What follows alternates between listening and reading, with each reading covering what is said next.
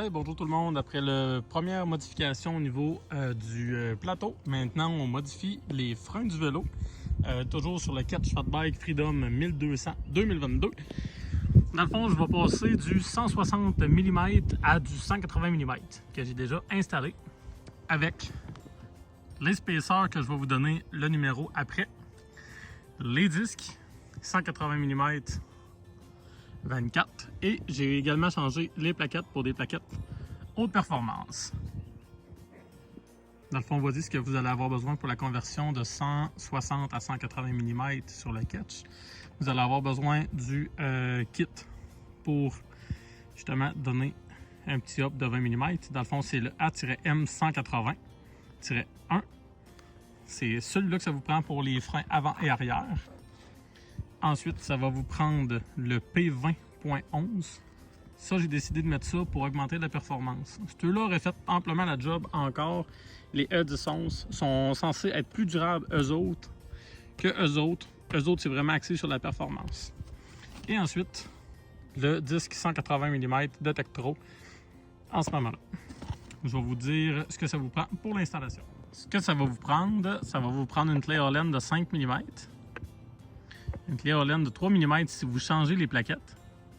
Un torque T25 pour démancher le disque après la roue. Une clé 18 mm pour démancher la botte qui est à l'arrière. Et aussi une paire de pinces pointues pour couper les tie wraps qui tient au niveau du raccordement. Dans le fond, vous commencez par couper les deux tie wraps qui est ici, dépluguer la roue. Et par la suite, vous allez avoir les deux bottes 18 mm à dévisser. Faites attention, un coup que c'est dévissé, la roue peut tomber directement. Fait que quand tenez-la par en dessous, ça va être beaucoup plus facile.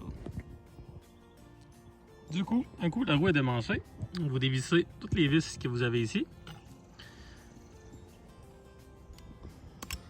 Vous enlevez votre disque et vous mettez le nouveau. Une chose qui est très importante, il y a des flèches sur le disque. Assurez-vous de mettre les flèches du même côté parce qu'il y a un sens de rotation au niveau du disque. L'autre chose à faire très attention, ne jamais toucher la surface du disque ici qui est en contact avec vos plaquettes de frein. Vous allez contaminer vos disques avec la graisse de vos doigts en ce moment-là, ce qui va glacer votre disque. Dans le fond, il va moins freiner bien. Si jamais ça arrive, prenez ce qu'on appelle du brake cleaner, du nettoyant à frein. Ça va être plus facile à ce moment-là pour enlever toutes les traces d'huile. Même, je vous le conseille, après l'avoir installé, un coup de petit brake cleaner avec du linge en arrière à ce moment-là pour assurer que votre disque est bien nettoyé. Ensuite de ça, on ramasse les vis. Très important aussi de mettre les vis en étoile. Serrer ici, ensuite celle-là d'en haut, celle-là ici, celle-là, et ainsi de suite, pour être sûr que ce soit bien serré égal. Par la suite, avec la clé de 5 mm, vous allez desserrer les deux bottes ici et les enlever. Un coup le tailleur remis avec le disque de 180 mm, vous avez la braquette ici. Toujours suivre un peu la petite flèche.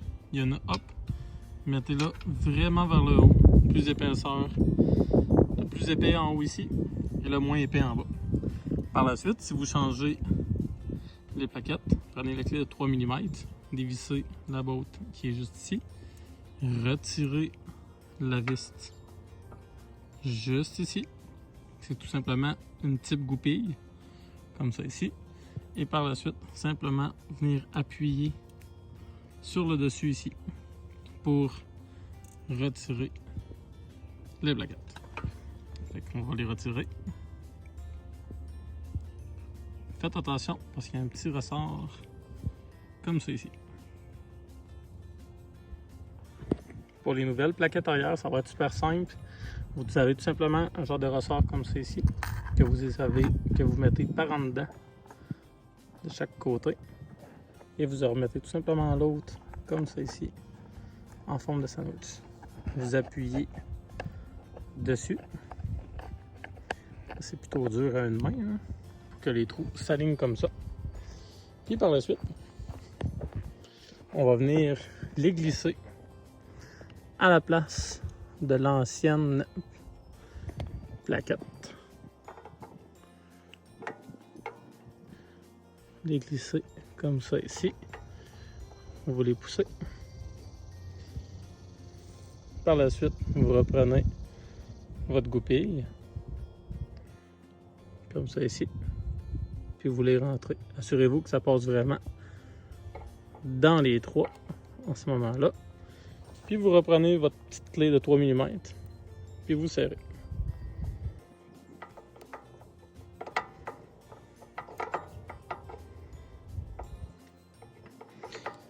Au niveau du serrage, serré, mais quand même pas trop. Parce qu'il y a tout simplement la partie d'ici qui a des filets.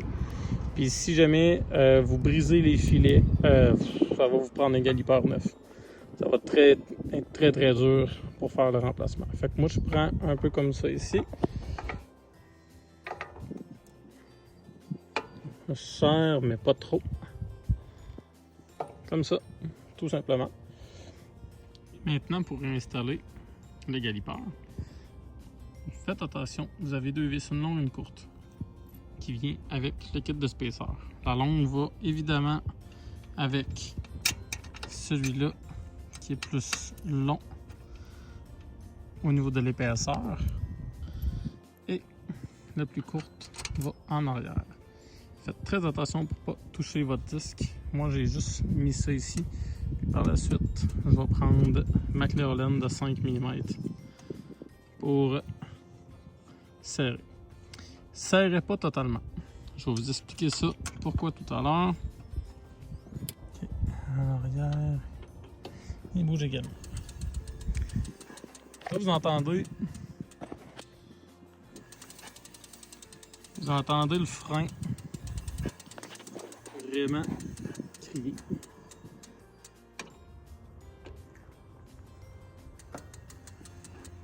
Le petit truc pour l'ajustement de frein, si on le fait virer extrêmement vite, là je pourrais pas le faire parce que je suis une caméra, d'appuyer sur le frein vraiment fort, puis par la suite venir serrer les bottes. Comme ça le galipeur va être placé à sa bonne endroit. Et un coup que tout est installé, vous êtes prêt à faire votre premier ride. Fait que dans le fond, si on récapitule, le bord le plus élevé ici, en avant, pour le derrière où c'est la selle. Faites attention à la botte courte et à la botte longue à ce moment-là. Pour le devant, c'est le même principe. Le bord épais est en haut et le bord mince est en bas. Même chose avec les vis. Fait que maintenant, la conversion est prête au niveau du 180 mm. Un coup, c'est fait. Il reste simplement à aller faire le rodage des freins. Fait que dans le fond, roulez à peu près à 15-20 km/h. Mettez puissance maximum au niveau des freins. Faites ça à peu près 10 fois. Vous allez voir qu'au bout de la 4, 5, 6e, vous allez voir que là, les briques commencent à coller, puis commencent à avoir leur pleine capacité au niveau des freins. Je vous dirais présentement, juste avec la petite run que j'ai faite, méchante différence avec les 160 mm. Pour conclure, la raison pourquoi j'ai décidé de faire la conversion des freins, c'est tout simplement parce qu'à l'hiver, je ne brique pas beaucoup du frein d'en avant pour ne pas déraper sur la neige, et aussi en même temps, quand on descend des grosses pentes dans la neige, ça évite d'avoir la roue qui vire ou à dérape dans la neige. Fait que je briquais beaucoup plus au niveau du frein en arrière de ce côté-là. Fait que dans le fond, ça a fait un usure prématuré au frein en arrière. Il chauffait aussi énormément dû à sa grosseur. Fait qu'on voit un peu la différence. Le 160 mm, là, on voit qu'il a chauffé pas mal. Il a commencé même à plaquer la rouille, ça c'est normal. Mais les plaquettes aussi ont quand même pas mal usé, ont grouvé de ce côté-là. Fait que ces plaquettes-là, je suis pas sûr que je vais les remettre. Les autres, je vais les garder en espère avec l'autre disque en 160 mm au cas où. Fait que voilà la conversion. Si jamais vous avez des questions, gênez-vous pas de les mettre en commentaire ou sur mon Instagram Joël Parent. Merci beaucoup.